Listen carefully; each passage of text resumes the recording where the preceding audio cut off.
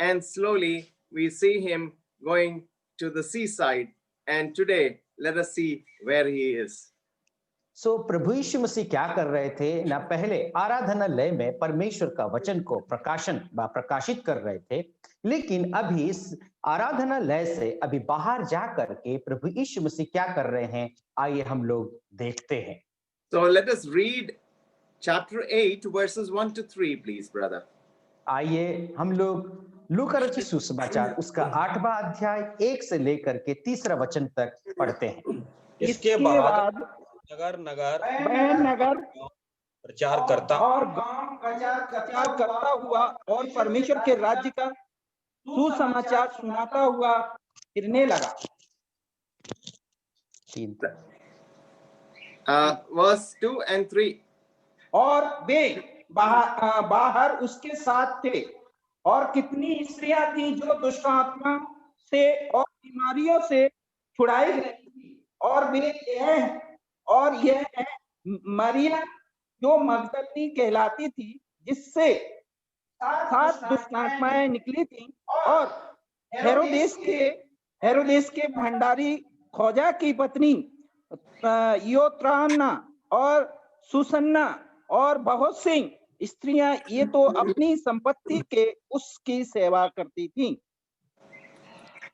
So we see here Jesus who is in his ministry, and we see Jesus giving all the arrangements which he is doing for ministering widely among the people.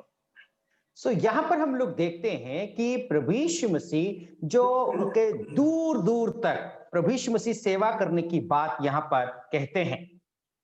And he says that he went throughout every city and every village.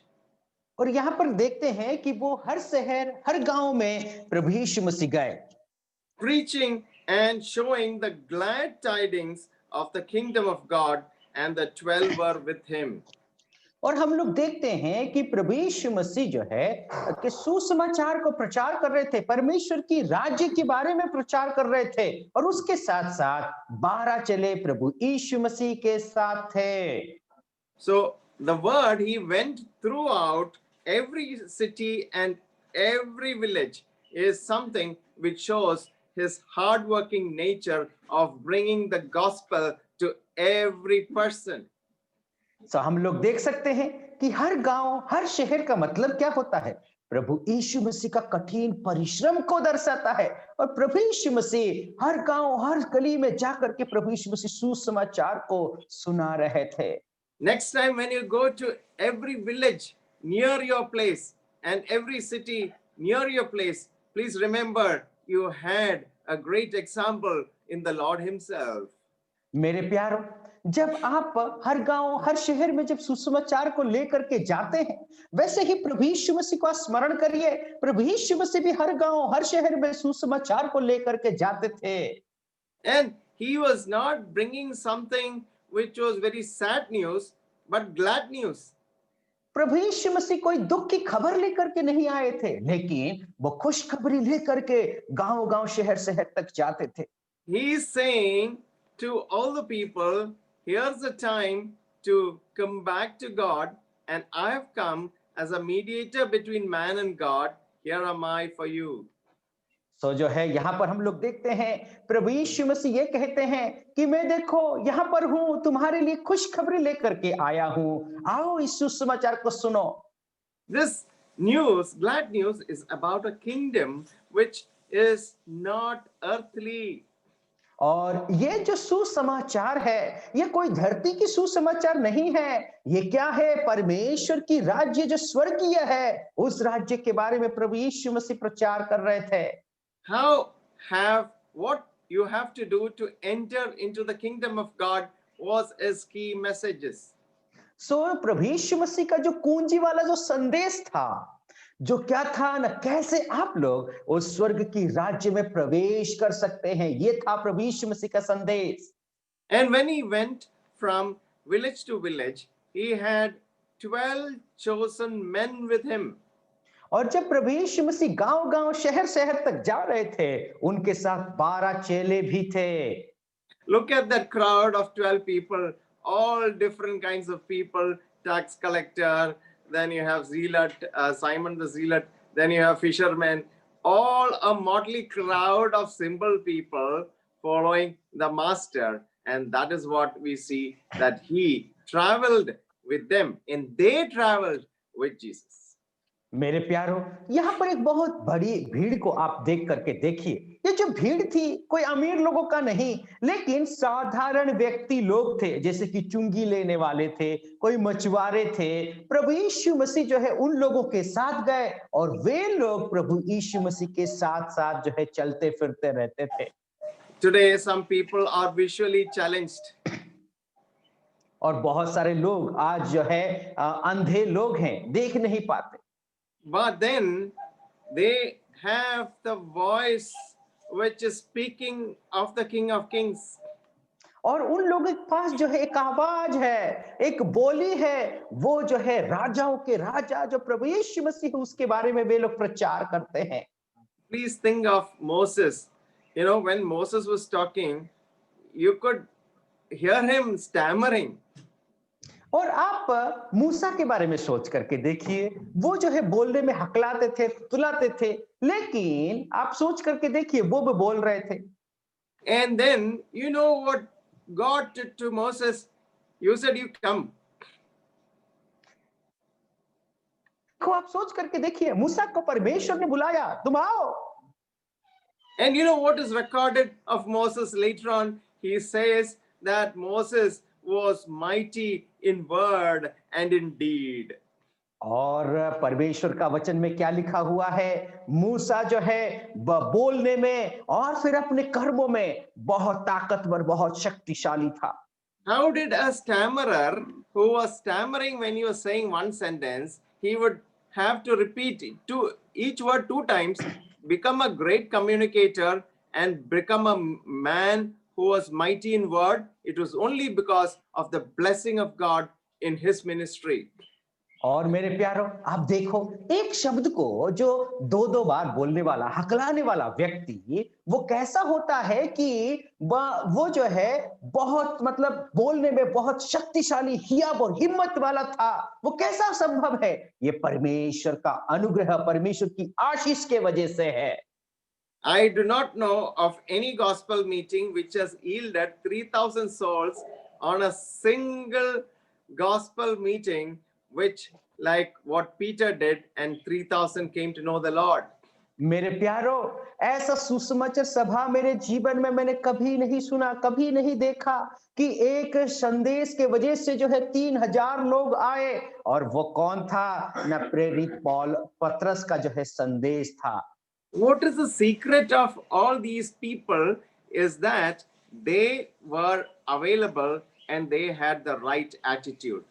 मेरे प्यारो, इसकी जो है जो रहस्य वाली बात क्या है? वे लोग कैसे थे? ना परमेश्वर के लिए हर समय तैयार और तत्पर थे। And today we may feel that we are incompetent, we are not able to do something. Start doing something and your stammering will go. You will receive blessing from above to tell this good news in a way like you have never told before. मेरे प्यारो, आप सोचते होंगे कि जो है मेरे अंदर कोई खूबी नहीं है, मैं बोल नहीं सकता या मैं कर नहीं सकता। आप लोग हर समय कमी का महसूस करते, लेकिन आप करके तो देखिए, परमेश्वर जो है आपके जीवन में कार्य करेगा और जो है अद्भुत से अद्भुत काम को आप जो है कर सकते हैं। He is a God who has promised you, even if you are dragged into courts and if you have to stand before men, He will give you the right words at the right time. You don't have to even think. मेरे प्यारो, यदि आपको हो सके किसी ने जो है कोर्ट तक जो कोर्ट का हवाला व पुलिस में भी खींच करके लेके जाए, उस वक्त आपको बोलने का जरूरत नहीं है। परमेश्वर आपको वो ज्ञान देगा, परमेश्वर आपको वो बुद्धि देगा, हिम्मत देगा, हियाब देगा। सोचने का भी जरूरत नहीं है, परमेश्वर मुंह में बोली देगा। There was a person in our assembly who sang in a gospel meeting, Neele Asman, that song he sang, and one person came to Christ. मेरे प्यारो, एक भाई था जो नीले आसमान के पार जाएंगे, वो गाना जो है हमारा कलीसिया से एक व्यक्ति गाया था, और उस गाने के वजह से एक व्यक्ति ने उद्धार पा करके प्रभु में आया। So you can sing for the king, you can talk for the king, you can live for the king. और आप जो है उस राजा के लिए आप बात कर सकते हैं, उस राजा के लिए आप जो है गाना गा सकते हैं, उस राजा के लिए आप प्रचार कर सकते हैं। And this is what these 12 people did. They traveled. And now let us see who is the other set of people who was with him. और अब देखते हैं कि हम लोग देखा था कि वो 12 चेले जो थे प्रभु यीशु मसीह के साथ चले, और आगे कौन चल रहा है, आइए हम लोग पढ़ करके समझते हैं। In verse 2, we see that there was Mary called Magdalene, out of और whom went 7 devils. और जो है हम लोग देख सकते हैं दूसरा वचन में एक मेरी करके थी, मरियम थी, उसके साथ उसके पास जो है बहुत सारे दुष्ट आत्माएं थे। So in the English Bible, we read that it's Mary called Magdalene. So it was like Mary Magdalene. Magdalene was her second name. और हम लोग देखते हैं मरियम जो मगदलिनी कहलाती थी। It is required because people may confuse between the other Marys. Jesus gave her an identity which nobody could take it away from her. और हम लोग देखते हैं कि मरियम जो ऐसी थी कि उस मरियम को जो है एक अच्छा पहचान प्रभु यीशु मसीह ने दिया था, वो पहचान जो है उसका पहचान को और कोई चुरा ना सके। And who is the other person who is named here? Joanna, the wife of Chusa, Herod's steward. और हम लोग देखते हैं दूसरी जो थी यूहन्ना करके थी, और वो कौन थी ना, यूहन्ना और जो भंडारी खोज की पत्नी थी। So here was Mary Magdalene from the town of Magdala, of whom Jesus cast 7 devils. She had a past that was a dark and terrible thing. और हम लोग देखते हैं जो मरियम थी उसके पास जो मगदलिनी, उसके पास बहुत सारे दुष्ट आत्माएं से वो भरी हुई थी।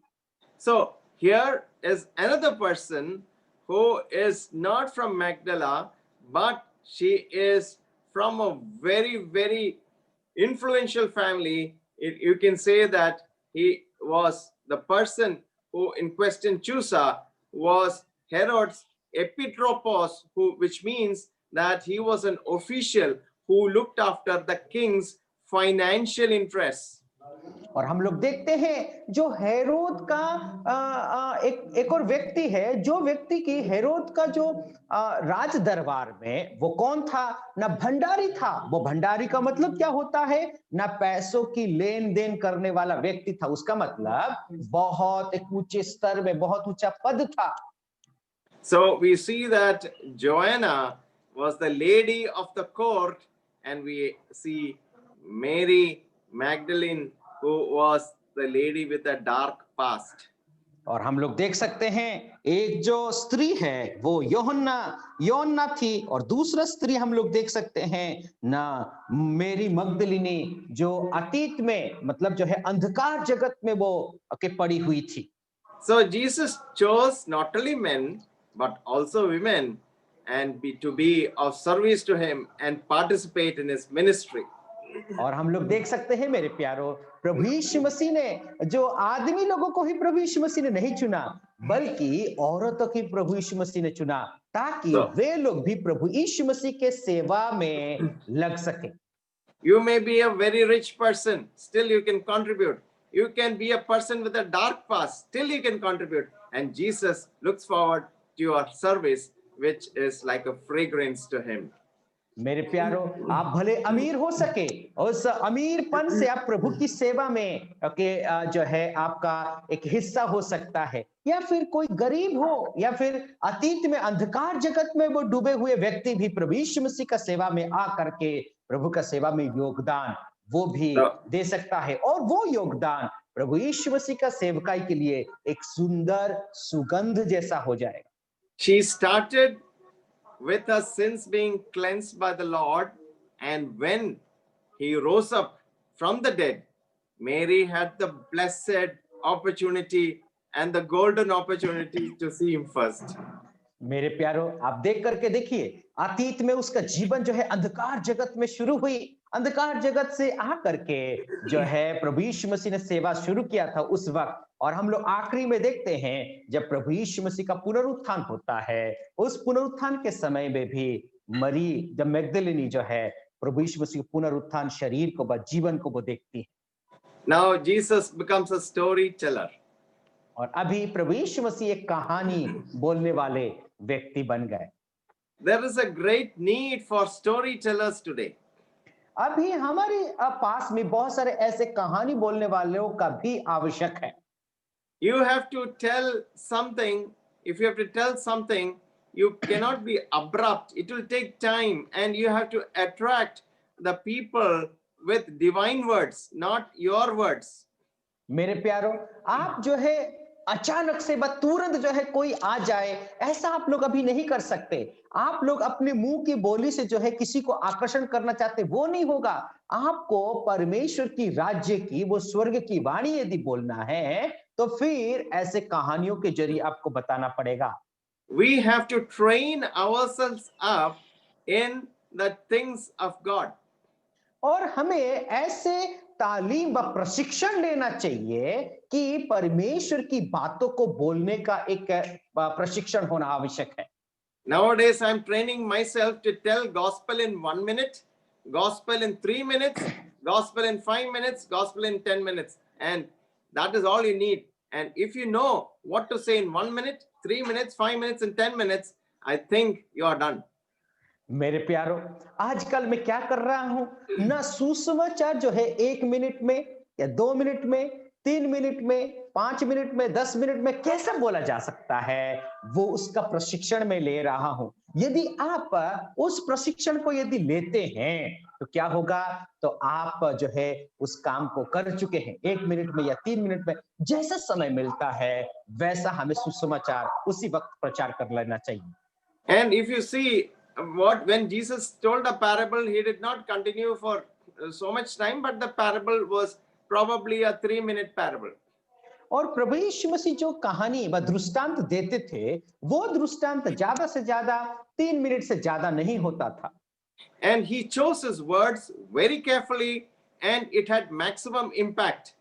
मेरे प्यारो, जो शब्दों को प्रभु यीशु मसीह चुनते थे, बहुत सतर्कता पूर्वक वो शब्दों को चुनते थे। उन शब्दों के जरिए जो है बहुत बड़ा प्रभाव लोगों के ऊपर पड़ता था।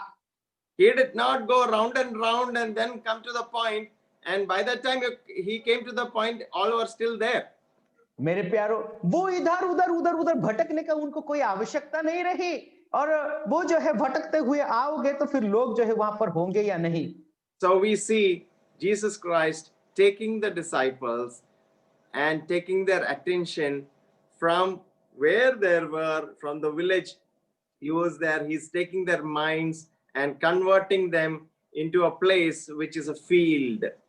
मेरे प्यारो, आप सोच करके देखिए, प्रभु यीशु मसीह उन चेलों के साथ वो रहते थे, उनका मन को वो समझते थे, और उसके साथ साथ वो ऐसे शब्दों को वो बताते, और फिर जो है वो लोग कहां पर न गांवों से होते थे, फिर भी उन लोगों को जो है ऐसे रास्तों में वो लेकर के जाते थे। And mind you that there were much people who were gathered together. Then only he spoke. मेरे प्यारो, आप एक बात को ध्यान रखना कि प्रभु यीशु मसीह कब वो ऐसा कहानियां व ऐसे जो दृष्टांत को वो बोलते थे, जब बहुत बड़ी एक भीड़ होती थी, उस वक्त जो है ऐसे दृष्टांत प्रभु यीशु मसीह देते थे। So a sower takes his basket of seeds and he walks out after having breakfast, goes into the sunshine, and he starts taking his hand the seeds from the basket and he starts sowing it across the field. मेरे प्यारो, ऐसा कहानियां वो बोल रहे हैं कि जो एक बीज बोने वाला है, वो बीज बोने वाला क्या करता है, अपना सुबह की नाश्ता को लेकर के फिर बाद में टोकरी में जो है कि बीज को लेता है, और फिर जा करके वो क्या करता है ना, बीज जो है वो बोना चालू कर देता है। सो दैट इज व्हाट, वही चीज को हम लोग देखते हैं। So let us see where the seed fell. आइए हम लोग देखते हैं वो बीज कहां पर गिरता है। So where did it fall first? On the wayside. और सबसे पहले कहां पर पड़ा? रास्ते के किनारे पर पड़ा। So in that part of the world, the fields had walking paths in between. So when you throw like this, it went out of the boundary like a cricket ball when somebody hits a six. So it went out of the area, the boundary. सो हम लोग क्या देख सकते हैं मेरे प्यारों कि उस समय जो है उस क्षेत्र में क्या होता था ना, जो खेत होता था, खेत के बीच में होते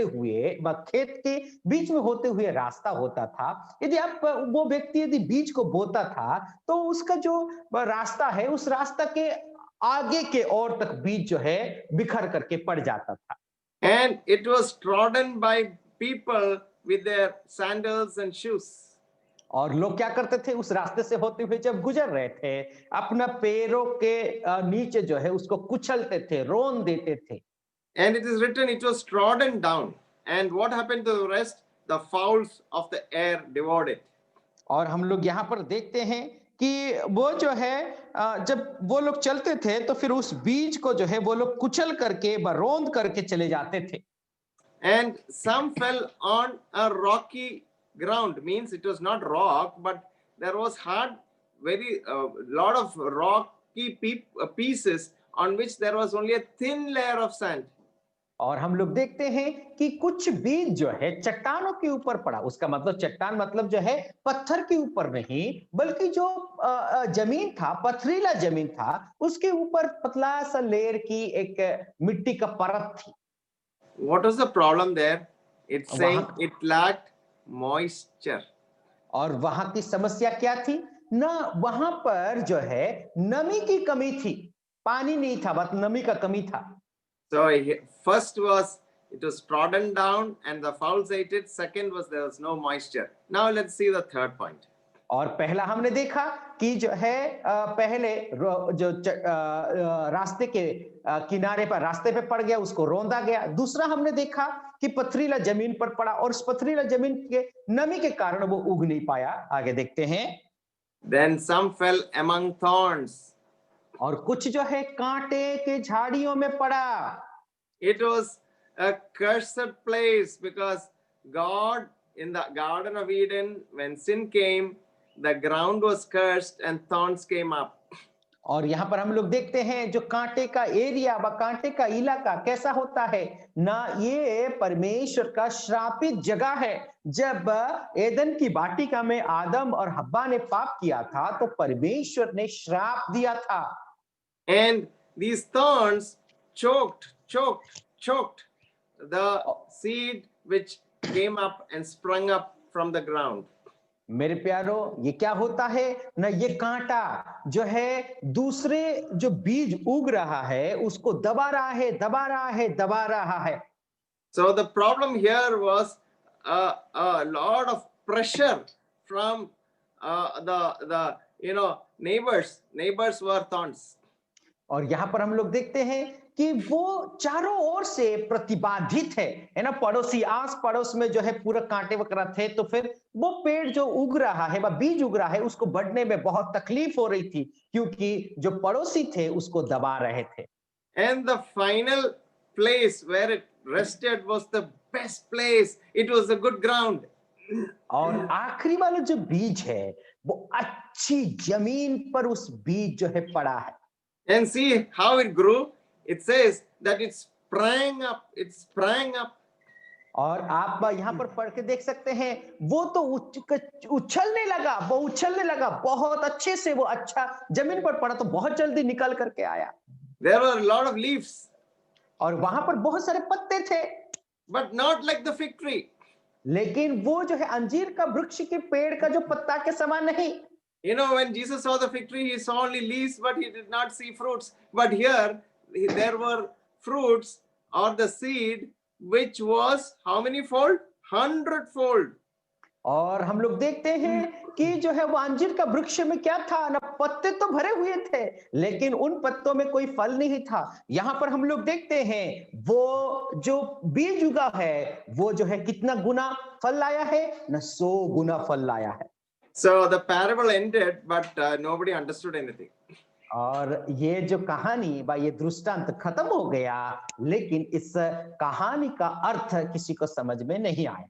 But the disciples were simple people. They went and asked him in verse 9. Disciples asked him, saying, "What might this parable be?" और जो है वो जो चेले लोग थे वो आम आदमी थे, साधारण लोग थे। तो 9वां वचन के वो लोग पूछते हैं, इस कहानी बा ये दृष्टांत का अर्थ क्या है प्रभु? So teachers listening to me will know what happens in a class when a teacher asks, "Did you understand?" Everybody will say, "Yes, yes, yes, yes, yes." और यहाँ पर कोई शिक्षक लोग हैं तो वो लोग समझ सकते हैं कि वो शिक्षक पूछेगा क्लास को, क्या आपको समझ में आया? तो जो है सब के सब बच्चे बोलेंगे हाँ हाँ हाँ हमें समझ में आ गया, समझ में आ गया, ऐसा मुंडी But, हिलाएंगे। but the teacher's eyes are like X-rays. It can see who is the duddy among them who did not understand also. लेकिन शिक्षक लोग बहुत तेज होते हैं, उनको समझ में आ जाता है कि किसको जो है समझ में आया और किसको नहीं आया। He'll say, "Come, Vikram, you understood. Tell me the answer."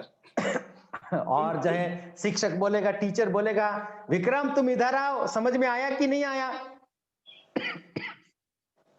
That will be the answer. Vikram क्या करेगा? अपना सिर को जो है खुजली मचाएगा और वही उसके लिए जवाब है। Yeah. First he'll scratch his head and then he'll look down. और फिर सबसे पहले तो वो अपने सिर को खुजाएगा और फिर बाद में सिर को जो है झुकाएगा। Look at these disciples. When they did not understand, they went and asked the Lord, "Lord, explain. Please explain." और यहाँ पर देखो उन चेलों को देखिए, वो चेलों को जब समझ में नहीं आया, वो लोग गए, प्रभु प्रभु अभी जो है हमको इस कहानी का अर्थ बताया, हमको समझ में नहीं आया। वो लोग ऐसा पूछ रहे हैं। We should always be humble to be taught by even small people and also by big people. We should have that teachability. मेरे प्यारो, हमारे जीवन में इतना नम्रता होना बहुत आवश्यक है। जो कोई छोटे लोग या फिर कोई भी आए, हमको जो है नहीं आता है तो हम उनसे सीखें। If you believe that when person speaks, he's speaking the oracles of God, you will give same attention to the big one and the small one. मेरे प्यारो, आप एक बात को ध्यान रखिएगा कि कोई छोटा व्यक्ति भी बोलता है या फिर बड़ा व्यक्ति भी बोलता है, वो परमेश्वर का वचन को ही बोलता है। तो बड़े लोग भी आप प्रचार करते हैं तो जितना आप ध्यान देते हैं, छोटे लोग भी प्रचार करें तो उतना ही आपको और मुझे ध्यान देना चाहिए। The fate of the word of God falling into someone's heart depends on the heart into which it is sown. मेरे प्यारो, परमेश्वर का वचन का जो महत्व को आप देख करके देखिए कि जो व्यक्ति का दिल को बा उसका जीवन को निर्भर करता है कि कैसा उसका दिल है, जब परमेश्वर का वचन जा करके उसके जीवन में कार्य करे। यदि आपका दिल अच्छा है तो वो वचन अच्छे से कार्य करेगा। Though the hard part or the stony path represents the shut mind, the mind which refuses to take it in. जो कठिन वाला जो जमीन है ना, कठिन कठोर वाला जमीन है, उस कठिन जमीन का मतलब क्या है? अपना कान को सुनने के लिए वो तैयार और तत्पर नहीं है, हर बात को वो जो है कान को बंद कर देता है। His mind is shut. His mind is shut. और जो है उसका मन जो है पूरा बंद पड़ा हुआ है, वो सुनने के लिए तैयार नहीं है। He never prays this prayer that Lord, illumine my heart so that I might understand the beautiful things in your word. वो व्यक्ति जो है कभी भी अपना मन को खोलेगा ही नहीं, वो जो है ये प्रार्थना कभी नहीं करेगा, क्या प्रभु आपका वचन जो है मेरे मन में, मेरे जीवन में कार्य करे, ये प्रार्थना तो कभी जीवन में करेगा ही नहीं। Or you can even say a simple prayer, Lord, speak to me today. That's enough. God will hear. और जो है आप एक छोटी सी प्रार्थना को आप कर सकते हैं, हे प्रभु आज आपके वचन के जरिए आप मुझे बात करिए, और उतना ही काफी है, प्रभु जरूर आपके जीवन में वो प्रभु बात करेगा। When we do a family prayer before reading the Bible, it is a rule that we pray to God these words, Lord, as we read your word, please illumine our hearts to understand the beautiful things in your word In Jesus' name we pray, Amen. That is a prayer which is always there. मेरे प्यारो, हम हमारे प्रार्थना जब करते वक्त, जब वचन पढ़ने जा रहे हैं, उस वक्त हम एक छोटी सी दुआ व प्रार्थना को करते हैं। वो प्रार्थना यह है, हे प्रभु, आज हम लोग आपके वचन पढ़ने जा रहे हैं। आप आपके वचन के जरिए हमें मार्गदर्शन करिए, प्रज्वलित करिए। ये प्रार्थना हम हर समय करते हैं और यीशु के नाम से मांगते हैं करके हम ये प्रार्थना को करते हैं। The shallow ground represents those who accept the word but never think it out. They never think it out and never realizes what it means and therefore collapse when the strain comes. और जो पथरीला जो जमीन है, वो जमीन क्या दर्शाता है कि वो जमीन ये दर्शाता है कि वो लोग अपना मन में जो है लेते तो हैं, लेकिन वो काम करने के लिए नहीं देते। इसीलिए कुछ हवा या पानी या तूफान कुछ भी आता है, धूप भी पड़ती है, तो वो मुरझा जाता है। You have to be like the Bereans who went and reread the word which they heard so that it may do work in their hearts and they may do the things which God has commanded them. हमें क्या करना चाहिए? हमें तो जो बेरिया के लोग थे, वो लोग क्या करते थे? वचन को सुनने के बाद जाकर के उस वचन को फिर से वो लोग खोजते थे, खंगालते थे, देखते थे ये सही है या नहीं। तब जाकर के परमेश्वर का वचन आपके जीवन में कार्य कर सकता है। Now we have the thorny ground. What does the thorny ground stand for? It stands for those whose life are so busy that the things of God will get crowded out. और हम लोग देख सकते हैं कि यहाँ पर जो कांटे वाला जो जमीन है, वो जमीन का मतलब क्या है? वो जमीन का अर्थ ये होता है कि वो बहुत बड़ी भीड़ तो है, लेकिन वो लोग सुनने के लिए तैयार नहीं हैं। So sometimes we know, like when we are going to do something, suddenly the phone will ring and we have to stop our prayers in between. और ऐसा होता है कि कभी कभार हमें के प्रार्थना को जो है वहीं पर खत्म कर देना पड़ता है। So what do we have to do? We have to adjust, pray before the call comes. और जो You है, know, if you're praying at 8 o'clock in the morning, definitely you will be interrupted. और यदि आप 8 बजे यदि प्रार्थना करेंगे तो जो है कॉल आएगा कहीं जाने के लिए, तो आपको छोड़ करके ही जाना पड़ेगा। तो जो है कॉल आने से पहले ही आपको प्रार्थना में बैठना चाहिए। So there may be, in computer terminology, we say non-maskable interrupts may come. NMI, non-maskable interrupts. और जो है कि कभी भी समस्या व आपको बीच में रोकने वाली प्रतिबाधाएं आ सकती है। वो कंप्यूटर लैंग्वेज में नॉन मास्केबल मार्क्स करके कहते हैं, मतलब बीच में कभी भी प्रतिरोध व प्रतिबाधाएं आ सकते हैं, उसका अर्थ है। Yeah, so interrupt, non-maskable interrupt means suppose a computer CPU is processing something and suddenly a priority call comes, it will go and do that work first and then continue what it has been doing. सो जो है आप समझ सकते हैं, non interval mask का मतलब ये है, अभी कुछ काम यदि वो कंप्यूटर कर रहा है, लेकिन थोड़ा बड़ा काम यदि उसको यदि कमांड दिया जाता है, तो ये जो काम को, छोटा काम को छोड़ करके वो बड़ा काम को सबसे पहले करने के लिए जाएगा। उस काम को पूरा करने के बाद अभी वर्तमान में जो काम कर रहा है, उस काम को करने के लिए वो आएगा। It is sometimes said the worst enemy of the best is the second best. और जो है सबसे बड़ा दुश्मन ये होता है कि अभी का जो दुश्मन है वही ही सबसे बड़ा दुश्मन है। So you have to be careful and your hearts should be conditioned to receive the word. It should not be the hard part. It should not be the shallow ground. It should not be the thorny ground.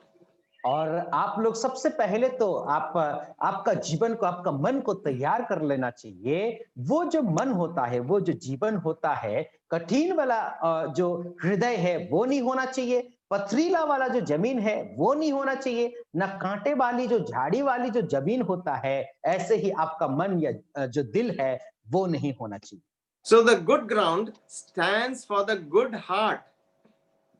और जो अच्छी जमीन है, अच्छी दिल को वो दर्शाता है, वह अच्छी हृदय को दर्शाता है।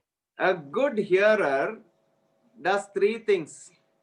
एक अच्छी सुनने वाला व्यक्ति 3 काम को वो करता है। first he attends very carefully and attentively. और सबसे पहले वो क्या करेगा न अपना कान को मन लगाएगा, अपना चित लगाएगा, अपना कान को जो है ध्यान से वो लगा करके सुनेगा। Secondly, he keeps what he hears in his mind and heart and thinks over it, and until he discovers the meaning for himself. और वो फिर बाद में सुनने के बाद वो क्या करता है ना अपना मन में ले करके उस बातों के प्रति वो विचार करता है, वो सोचता है। और फिर इसका अर्थ क्या है, जब तक वो नहीं सोचता तब तक वो सोचते ही रहता है। And what is the third thing which he does? He acts upon it. और तीसरी काम वो क्या करेगा ना वो ये करेगा ना वो उसने जो सुना है, जो सोचा है, उसके ऊपर वो कार्य करने में मन लगाएगा, वह चित लगाएगा। So first is listen, second is keep it in the mind and heart, and third is act upon it. तो जो है पहला वो सुनता है, दूसरा अपना मन में वो रखता है, उसके ऊपर सोचता है, और तीसरा जो है वो काम में लाता है, अपने जीवन में वो लाता है। So he translates what he has heard and brings it into action, and that brings forth the 100-fold fruit.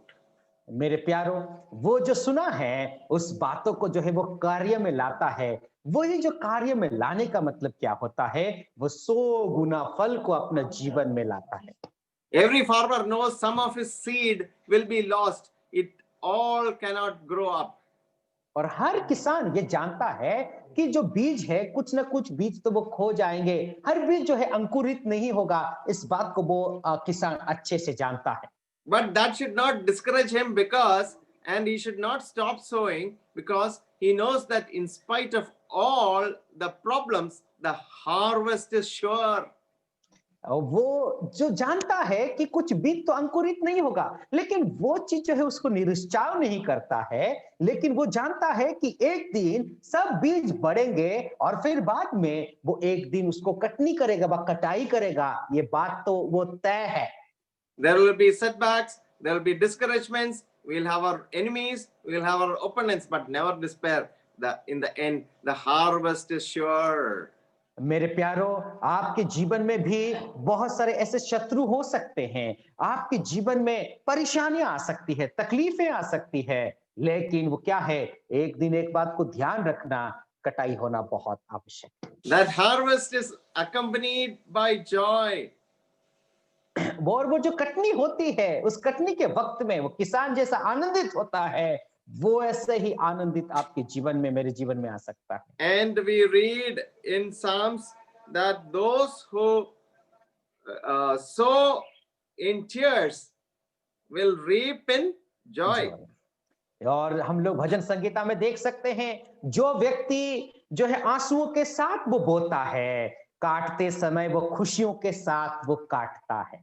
That is Psalm 126 and verse 5. And when you come to verse 6 of 126, it says, He that goeth forth and weepeth, bearing precious seed, shall doubtless come again with rejoicing, bringing in the sheaves.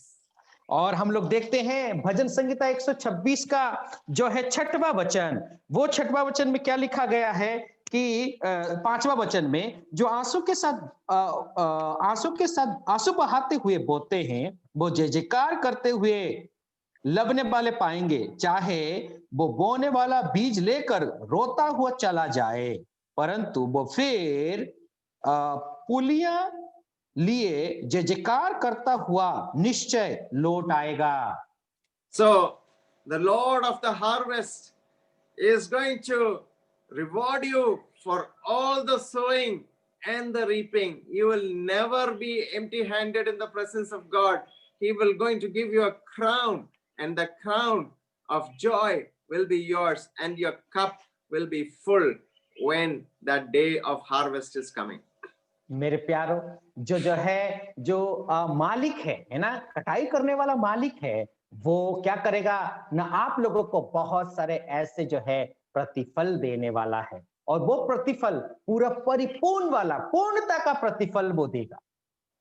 And in connection, let's read verse 21 and go to the next part, verse 21. My mother and my brethren are these which hear the word of God and do it. So you just can't be related to Jesus if you can't hear and do it. और जो है हम लोग देखते हैं प्रभु यीशु मसीह कहते हैं जो लोग मेरे वचन को सुनते हैं और करते हैं वो ही मेरा भाई और बहन है। So और now, जो आप सुनते हैं और करते नहीं हैं तो फिर जो है वो कुछ नहीं। so the scene changes from the mind where it was in the field, and it's now a stormy time. और अभी वो जो सीन है वो सिनारियो है वो दृश्य है वो अभी चेंज हो जाता है सुनने वाला और करने वाले से फिर बात भी चेंज हो जाता है। So Jesus says, "Let's go to the other side of the land," and then he gets into a ship and gives all control to his disciples, and then he starts to sleep. और जो है प्रभु यीशु मसीह क्या करते हैं ना अभी एक नाव में बैठ करके यात्रा करते हैं और चेलों को कहते हैं तुम लोग सब कुछ कर लेना मैं सो रहा हूं करके वो वहां पर सो जाते हैं। And see the storm of wind. It's called the storm of wind in verse 23. It came down a storm, there came down a storm of wind on the lake, and they were filled with water and were in jeopardy. और हम लोग देख सकते हैं कि जो नाव जो पानी पर क्या आता है बहुत बड़ी एक आंधी आती है ना बहुत बड़ी एक आंधी व तूफान आता है उस वक्त क्या होता है ना उनका नाव जो है पानी से भर जाता है और वो अभी बहुत बड़ी एक खतरों का सामना वे लोग कर रहे हैं। I was just imagining that sleeping Jesus lying on the boat, and if there is any artist, try drawing that picture in your mind of that sleeping Jesus. As they sailed, he fell asleep. और कोई यदि चित्र आंकने वाला एक कलाकार यदि है ना कला करने वाला है तो फिर वो जब यात्रा कर रहे थे और उस वक्त जो है प्रभु यीशु मसीह उस नाव पर सो रहे हैं। So the ship they were sailing, they are all together, but the sleeping Jesus, it shows a side of humanity which Luke is painting, sleepy. और जो है यहाँ पर हम लोग देखते हैं जब वे लोग यात्रा कर रहे हैं फिर प्रभु यीशु मसीह जो है वहां पर सो रहे हैं वो क्या दर्शाता है वो ये दर्शाता है कि वो प्रभु यीशु मसीह का मनुष्यत्व को दर्शाता है। And we see that there are many aspects of Jesus' life which we saw. He had compassion, he slept, and on the cross he said, "I'm thirsty." So we see a Jesus who is like us, who was spirit, took on flesh and blood, and identified himself with people like you and me. मेरे प्यारो यहाँ पर आप लोग देखो प्रभु यीशु मसीह यहाँ पर सो रहे हैं है ना वो प्रभु यीशु मसीह सोना और उसके साथ साथ हम लोग देख सकते हैं काफी बार ऐसा समय भी आया प्रभु यीशु मसीह प्यासे हुए प्रभु यीशु मसीह भूखे हुए उसका मतलब क्या है प्रभु यीशु मसीह थक गए उसका अर्थ क्या है प्रभु यीशु मसीह का मनुष्यत्व को दर्शाता है वो एक आत्मा थे स्वर्ग में लेकिन वो के एक आत्मा थे वो शरीर और जो है लहू का जो एक शरीर को लेकर के एक मनुष्य जीवन इस संसार में बिताने के लिए आए। So wind is something which signifies different things in the Bible. और जो हवा है हवा क्या है न परमेश्वर का वचन में अलग अलग तरीका का जो उसका अर्थ को दर्शाता है। You know the significance of the east wind. You see that when the sea was divided, you know what happened? There was a east wind which blew throughout the night. So the wind can hold up water. So जो है where it was happened? One second please. You know Moses, read the story of Moses as they crossed. The east wind was blowing throughout the night. That is wind energy. All right. So यहाँ पर हम लोग देखते हैं कि मूसा और उनके जो लोग थे वे लोग जब यात्रा कर रहे थे उस वक्त जो है पूर्व दिशा से बहुत तेजी से हवा आ रहा था।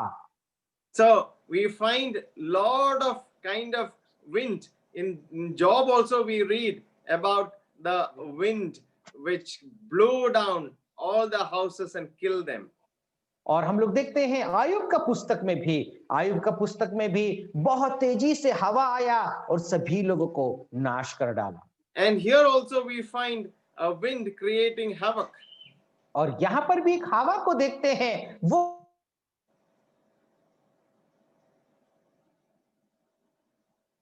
Hello.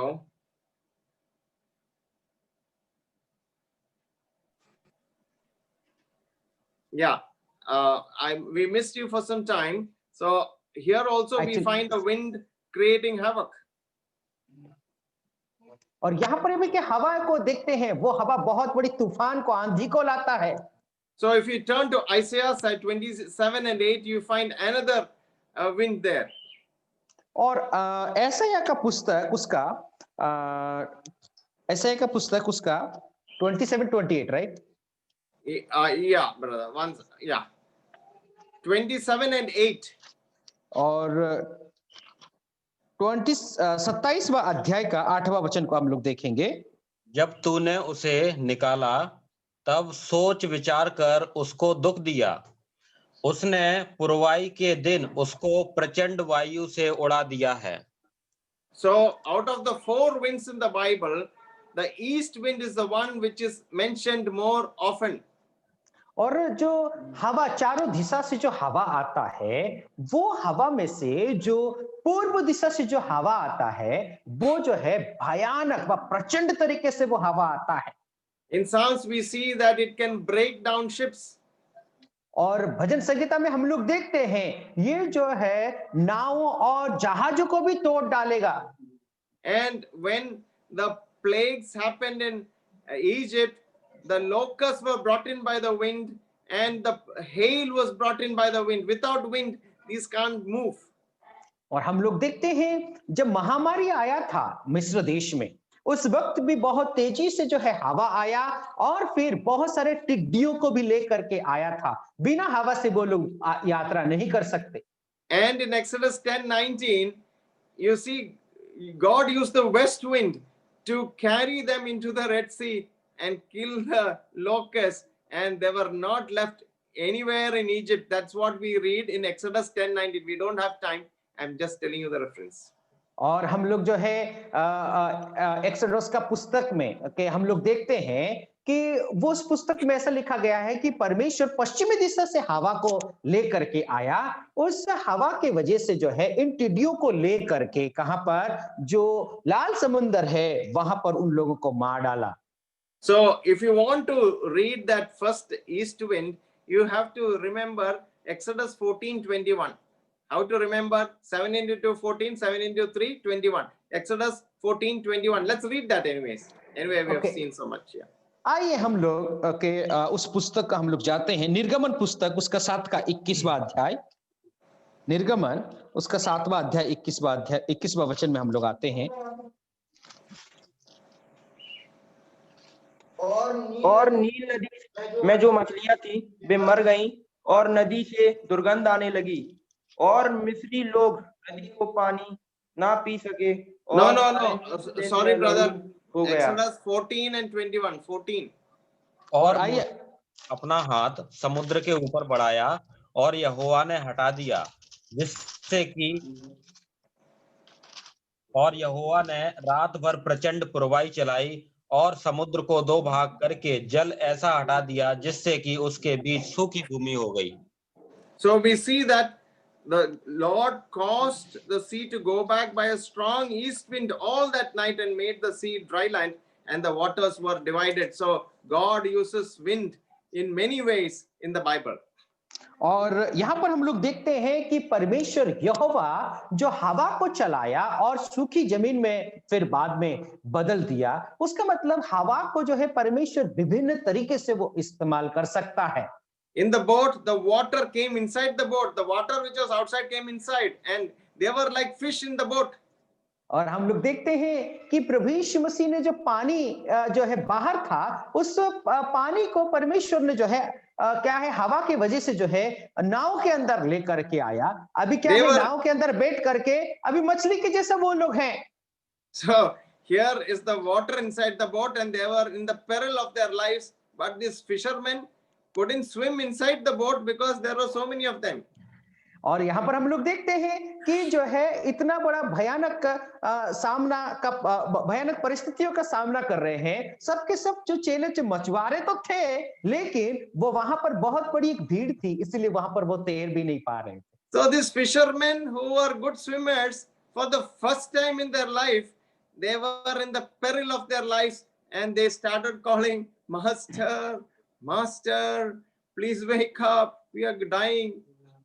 और यहाँ पर हम लोग देखते हैं कि जो मछुआरे थे, बहुत अच्छा तैरने वाले, जो प्रशिक्षण लिए हुए लोग हैं, लेकिन अभी क्या हो रहा है, ये हवा, ये तूफान चल रहा है पानी के अंदर, वो लोग भयानक परिस्थिति में हैं। ऐसे परिस्थिति में हे हमारे गुरु हमें मदद करिए, ये दुआ कर रहे हैं। Even the strongest of men is only a man. और हम लोग देखते हैं कि अभी जो ताकतवर इंसान भी एक आम आदमी बन चुका है। And he is just dust, his breath goes and he can be no more.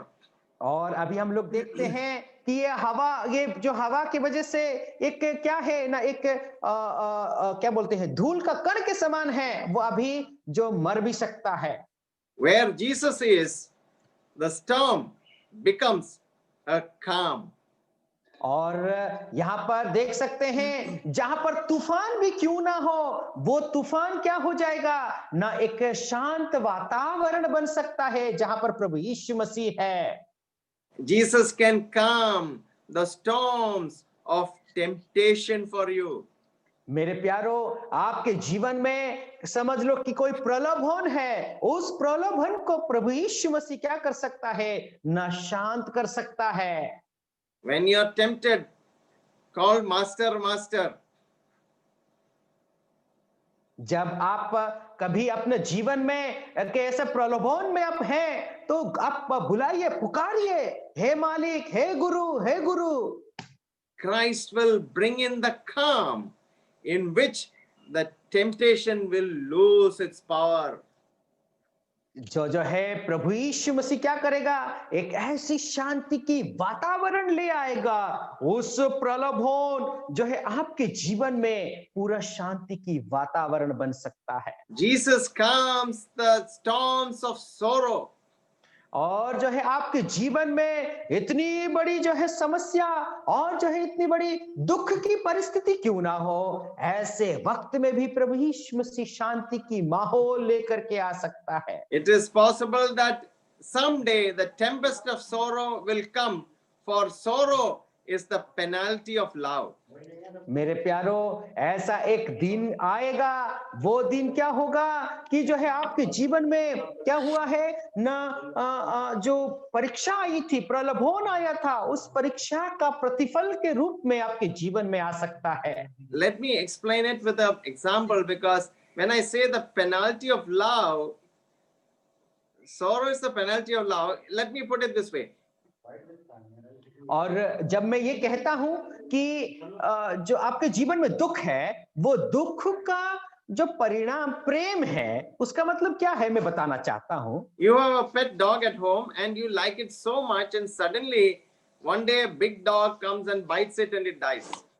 और आप समझ लीजिए कि आपके घर में एक पालतू जो डॉगी है व कुत्ता है, वो समझ लीजिए कि वो छोटा है, और कोई बड़ा वाला जो डॉगी व कुत्ता आकर के उसको काट देता है, वो छोटा वाला मर जाता है।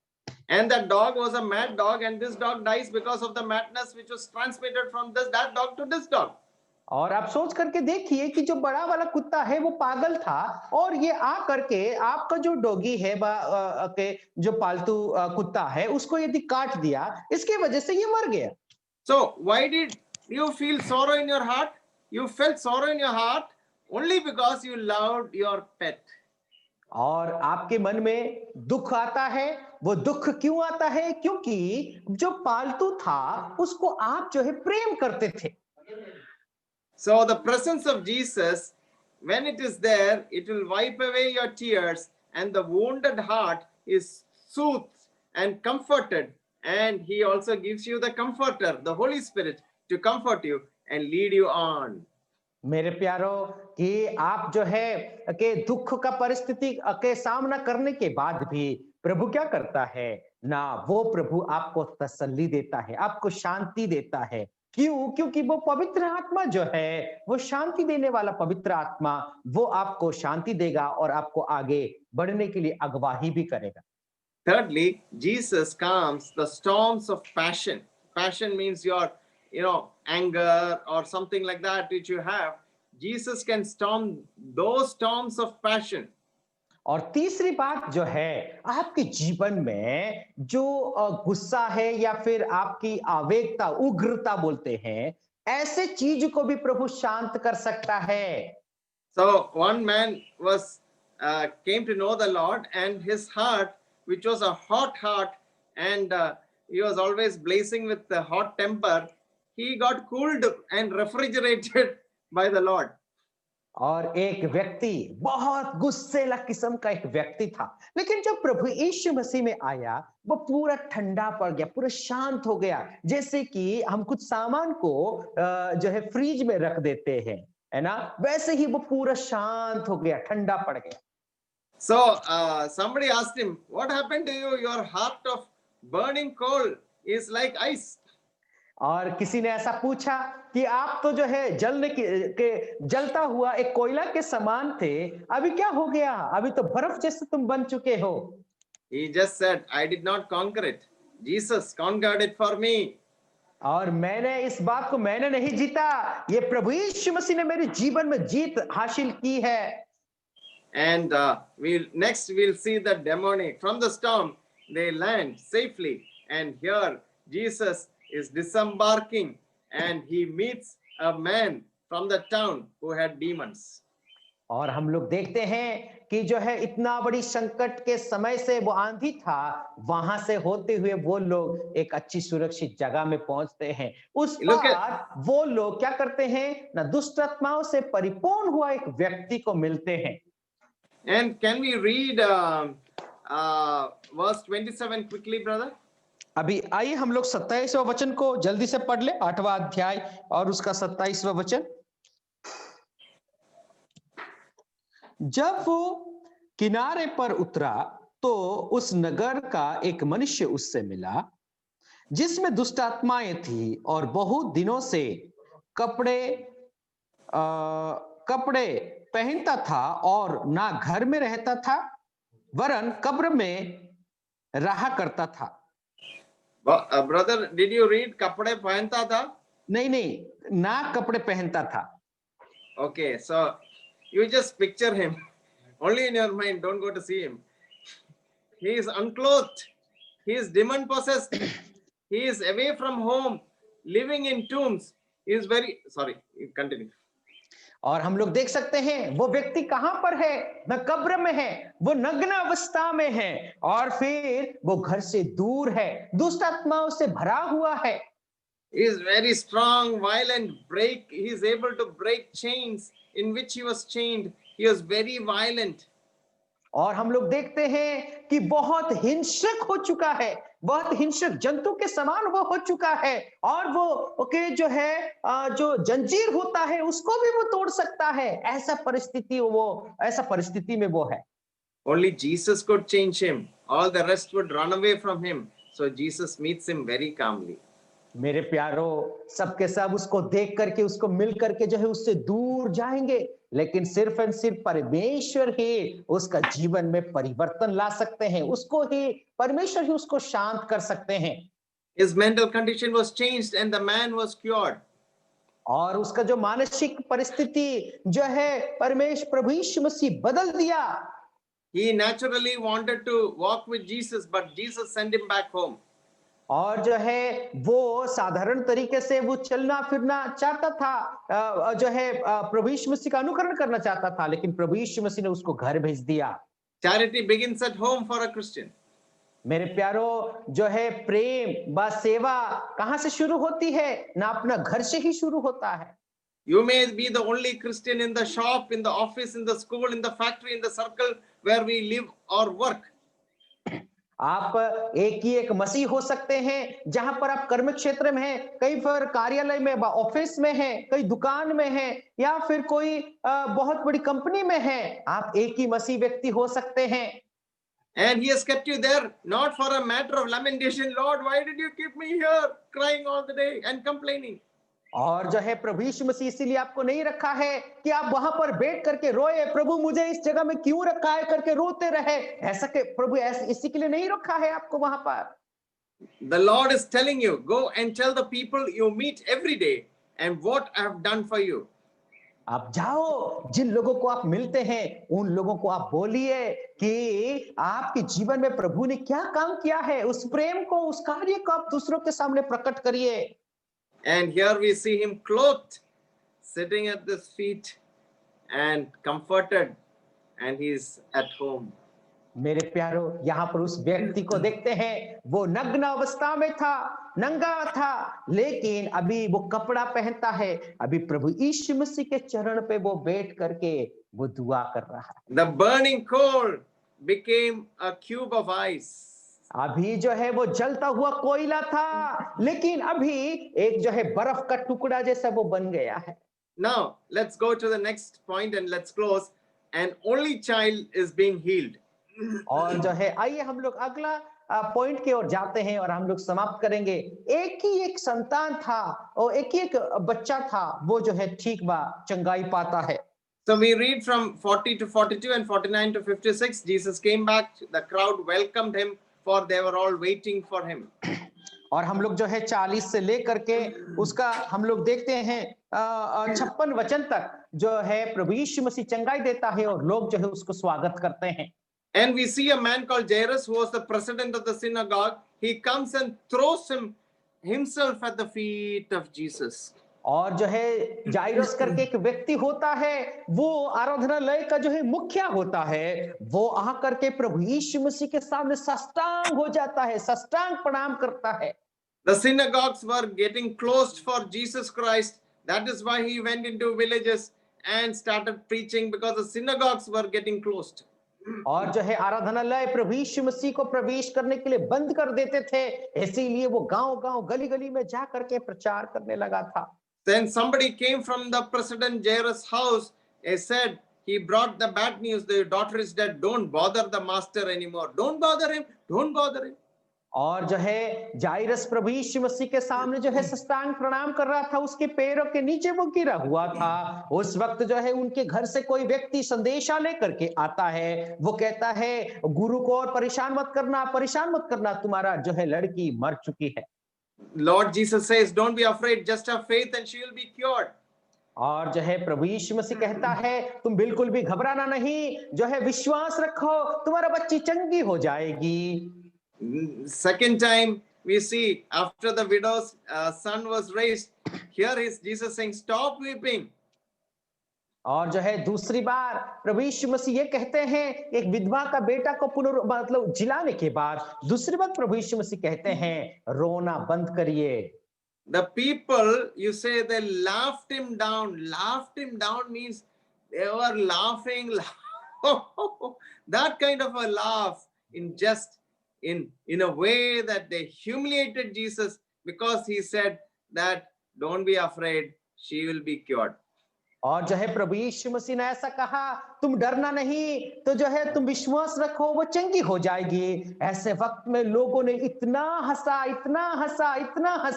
कि जो है प्रभु यीशु मसीह को नीचा दिखाने के लिए बहुत उन्होंने कोशिश किया।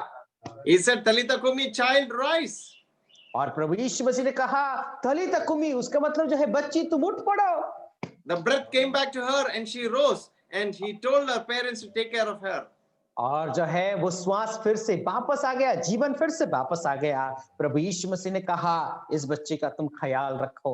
She was the only child, 12 years of age, but Jesus gave her life back to her, and her parents were happy. और जो है वो एक ही एक बच्ची थी जो 12 साल की थी। प्रभु यीशु मसीह ने जो मरी हुई बच्ची को उसको जीवन फिर से दे दिया। Remember, Jairus was the president of the synagogue, and he would have been thinking about Jesus, that here is the Sabbath breaker. और जो है आप सोच करके देखिए कि जो है जाइरस कौन था? वो व्यक्ति जो आराधनालय का मुखिया था, लेकिन वो who is the Jesus is? Jairus was the president of the synagogue, but he regarded Jesus as the breaker of the law on और जो है Sabbath. हम लोग देखते हैं कि जाइरस जो है ओके जो आराधनालय का मुखिया था, लेकिन प्रभु यीशु मसीह को ऐसा वो प्रभु यीशु मसीह के बारे में ऐसा सोच रहा था। यहाँ पर देखो वो जो है व्यवस्था का नियम को तोड़ने वाला एक व्यक्ति है। But in his hour of need, he pocketed his pride and asked for help, falling down on the ground. He did not think of all the other things and what other people would think, but for him, life of his child was important, and he got it back because he prostrated himself and cried, Master. मेरे प्यारो, अपना घमंड, अपना अहंकार, जो आराधनालय का जो प्रेसिडेंट था, अपना घमंड को और अहंकार को अपना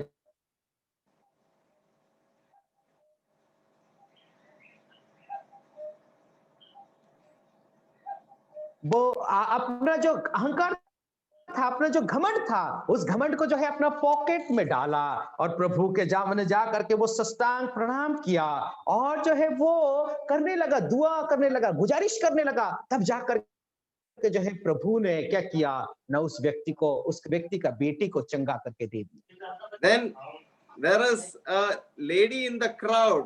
She spent all her money by giving it to doctors, and she could not be cured by anybody. But then she comes behind Jesus and touches the tassel of his robe, and Jesus knows that somebody touched him, and he says, somebody has touched me, power has gone out of me.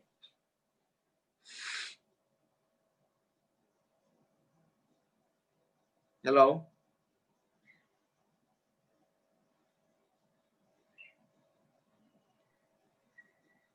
और यहाँ पर हम लोग देखते हैं कि कौन है ना, एक औरत जो है बहुत सारे अपनी मेहनत की कमाई की पैसा को जो है वो क्या किया है ना, दूसरों को वो दे रही थी, डॉक्टरों को दे रही थी, लेकिन क्या हुआ, लाना जैसे ही आकर के प्रभु यीशु मसीह का जो कपड़ा है उसको स्पर्श करती है, छूती है, तब जो है प्रभु यीशु मसीह का शरीर से जो ताकत है, जो शक्ति है, वो जाता है। Her trouble was making her unclean, but yet to that unimportant person, Jesus gave his appointment and gave the power to be healed. और यहाँ पर हम लोग देखते हैं कि प्रभु यीशु मसीह जो है क्या करते हैं, उस औरत के लिए समय देते हैं, फिर अपॉइंटमेंट भी नहीं लेती, फिर भी वो समय दे करके उसका जो प्रभु यीशु मसीह को पास आकर के विश्वास से वो छूती है, तब जाकर के वो चंगी हो जाती है। And then he comes to his disciples who are thinking, who is the greatest of them? And there were a lot of motives in their hearts. And Jesus addresses that in this chapter from verse 46 to 48. और यहाँ पर जो है बहुत सारे लोगों के पास ये सवाल था कि परमेश्वर के राज्य में कौन महान है, कौन बड़ा है। उस वक्त जो है उन लोगों का सोच और विचार को समझ करके प्रभु यीशु मसीह जवाब देते हैं। Desire for prestige, desire for place, desire for prominence was very much in their minds. और जो है लोगों के मन में एक स्थान के लिए, एक ऊंचा पद के लिए और फिर मान और सम्मान के लिए जो लोगों के मन में जो विचार था, उस जो सोच और विचार को प्रभु यीशु मसीह समझ करके उन लोगों को जवाब देते हैं। So do you want prestige, place or prominence? But Lord Jesus knows your heart. मेरे प्यारो, आपका मन में यदि अच्छा स्थान के लिए, अच्छा पद के लिए और उसके साथ साथ मान या सम्मान के लिए आप जो है कि इच्छा व आकांक्षा रखते हैं, लेकिन प्रभु आपके दिल को वो जानता है। I'll close with an example of an English prime minister who was congratulated on his assuming the office of Prime Minister of England. और जो है मैं आपको एक ऐसा प्रधानमंत्री के बारे में एक उदाहरण दे करके मैं समाप्त करना चाहता हूँ। एक प्रधानमंत्री जो इंग्लैंड में था, उसको जब उसको प्रधानमंत्री का पद का जिम्मेदारी जब सौंपा गया था, उस वक्त उन्होंने ऐसा कहा, I do not want your congratulations, but I do want your prayers. मेरे प्यारो, उन्होंने ये बोला कि मैं आप लोगों का बधाई नहीं चाहता हूं, बल्कि आप लोगों का विनती व प्रार्थना को चाहता हूं। So we should be humble and not look for prestige, place, or prominence, because the Lord knows our hearts. So it's better to be careful with the master and not with the masses, for we should not be men pleasers, we should be pleasers of God. मेरे प्यारो, आइए हमारे जीवन में जो है लोगों को प्रशंसा करने वाले नहीं, बल्कि बड़ भीड़ को प्रशंसा करने वाले नहीं, बल्कि हमारा जो मालिक है, हमारा जो गुरु है, उस गुरु का जो है प्रशंसा करने वाले लोग हम लोग बने। So thank you for listening to me very, very patiently. Thank you for the opportunity you gave me. And God bless you. The ministry is there. And may you have a great day walking with the Lord as the disciples walked and as the ladies also walked with him. God bless you all. Thank you. और ये जो सौभाग्य मेरे को आप प्रभु का वचन को प्रचार करने के लिए, शिक्षा देने के लिए जो अवसर मिला, उसके लिए मैं धन्यवाद देता